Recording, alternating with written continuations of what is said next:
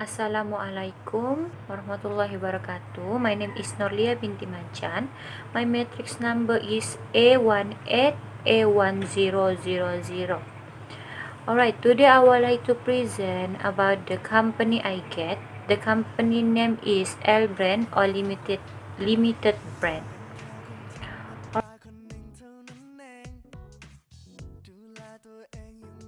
First thing first, I want to move about the profile company. The headquarters is Columbus, Ohio, United States, and the company operate is nearly 30,000 company on a specialty store, and the country is like United States, Canada, United Kingdom, Ireland, and Greater China.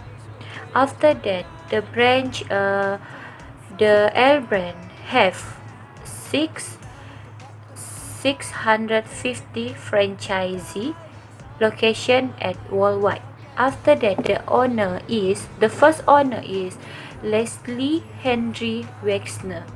After that, they changed the CEO company, and now the CEO company is Andrew Maslow. And the founded or the started business at 1983, like 58 years ago. And the started business start with the Bella and her husband Harry Wexner opened a woman clothing store. The name is Leslie after their son born and the state and street. Alright, now we move to about business and the business provide. Form of business is partnership. We can see in February 2020 announced the planned sale of its Victoria's Secret, di mana L Brand mengumumkan rancangan penjualannya kepada bagian Victoria's Secret kepada Scammers Partner, di mana Scammers Partner memperoleh sebanyak 55% saham syarikat tersebut dan L Brand adalah sebanyak 45%. Dan selepas itu penjualan tersebut jatuh pada bulan Mei 2020, bulan Mei 2020, di mana Wexner meletakkan jawatan sebagai CEO dan diganti oleh Andrew Maslow seperti yang telah diperancangkan. Seterusnya tentang the criteria L Brands use in choosing Malaysia to operate. Kenapa apa kriteria yang ada kepada Malaysia sampai L Brand ataupun Limited Brand memilih Malaysia untuk beroperasi? Yang pertama adalah disebabkan politik. Seperti kita tahu, Malaysia merupakan negara demokratik di mana dia mempunyai politik yang stabil dan tidak akan mengganggu perniagaan seperti L Brand ini. Dan kita juga tahu Malaysia merupakan negara Islam. Dan yang kedua ialah disebabkan ekonomi. Seperti yang kita tahu, Malaysia moving into the new industry mean a lot unemployment. Kiranya kadar pengangguran itu rendah dan teks apabila perniagaan luar masuk ke Malaysia, maka teks dikenakan untuk beberapa tempoh adalah rendah, di mana apabila rendah, kos yang dikeluarkan oleh L Brand juga akan rendah. Dan yang terakhir about the factor inflation, disebabkan inflasi. Apabila inflasi rendah, maka kos bahan mentah juga rendah. Jadi ini akan mengurangkan kos untuk L Brand, di mana mereka dapat menjimatkan kos mereka. Dan yang ketiga adalah disebabkan social culture, di mana seperti kita ketahui Malaysia mempunyai pelbagai bangsa. Yang terbesar adalah Melayu, Cina dan India, dan mempunyai semangat perpaduan yang tinggi, di mana apabila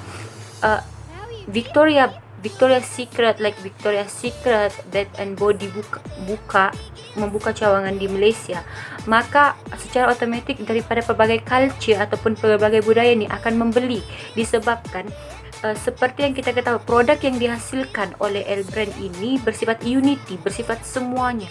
Jadi ini dapat menarik minat orang Malaysia ataupun warga Malaysia. Dan terus sekali seperti kita tahu, many language in Malaysia, seperti, dan Malaysia juga mengamalkan kiranya bahasa yang diamalkan adalah English. Dan apabila orang luar negara datang ke Malaysia, maka apa yang diucapkan orang Malaysia akan mudah paham, dan berbagai bahasa yang unik yang mampu menjadikan Malaysia ni sebagai salah satu pilihan untuk peniaga-peniaga luar datang ke Malaysia untuk membuka cawangan mereka di sini. Seterusnya, kriteria tentang teknologi. Seperti yang kita tahu, teknologi di Malaysia ni sangat berkembang dari segi industri ataupun apapun, disebabkan terdapat banyak platform menggunakan teknologi seperti Facebook untuk pembelian, disebabkan Victoria's Secret ataupun L Brand ini menjual produk mereka secara atas talian. Oleh itu ini memudahkan untuk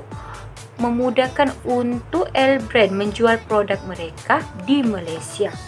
Dan seperti yang kita ketahui pada hari ini ataupun sekarang, apabila berlakunya PKP ataupun pandemik ini, jadi ramai yang akan membeli secara atas talian. Dan antaranya yang saya perhatikan adalah banyak penjualan kepada brand-brand daripada L Brand ini, seperti Victoria's Secret, Body and Work, dan saya sendiri menggunakannya. Dan kita dapat lihat bagaimana teknologi itu digunakan di Malaysia, dan ini adalah salah satu peluang untuk L Brand mengembangkan produk mereka.